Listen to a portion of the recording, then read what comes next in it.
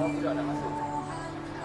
bismillahirrahmanirrahim. Assalamualaikum warahmatullahi. Hari ini kita berada di homestay Anjung Puteri, Bandar Putrajaya. Alhamdulillah. Hari ini jemputan hari ini senang tu orang. Dengan menu-menu yang disediakan ini ialah hari ini kita ada nasi minyak. Nasi minyak ni kita color sikit. Boleh tengok dekat dengan nasi putih. Alhamdulillah. Nasi minyak, nasi putih. Dan kita ada ayam paling favourite kita, ayam paling killer kita, ayam masak merah. Ayam masak merah kita tu. Dan ini daging ubi-ubi, daging gulai ubi. Daging gulai ubi ni memang antara killer lah kita punya menu-menu kita. Dan hari ini kita ada acar timun.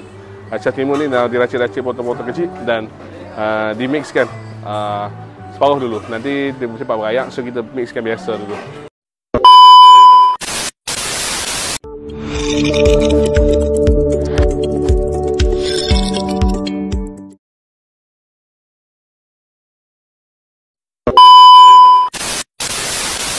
Dan kita ada ayak, kita ada buah.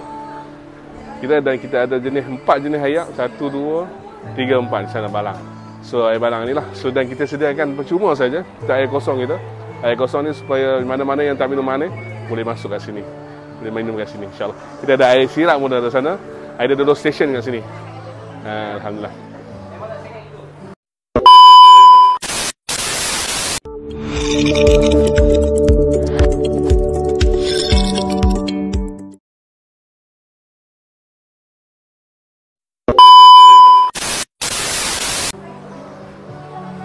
So siapa-siapa yang nak order, nak buat kanduri dekat homestay, tak mau pening-pening buat kat rumah, masalah nak buat kat rumah parking tak ada apa, masalah nak selesaikan masalah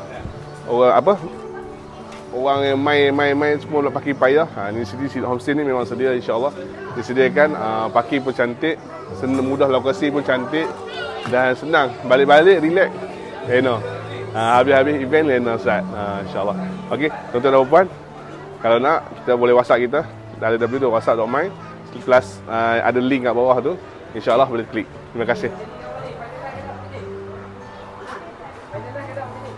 Terima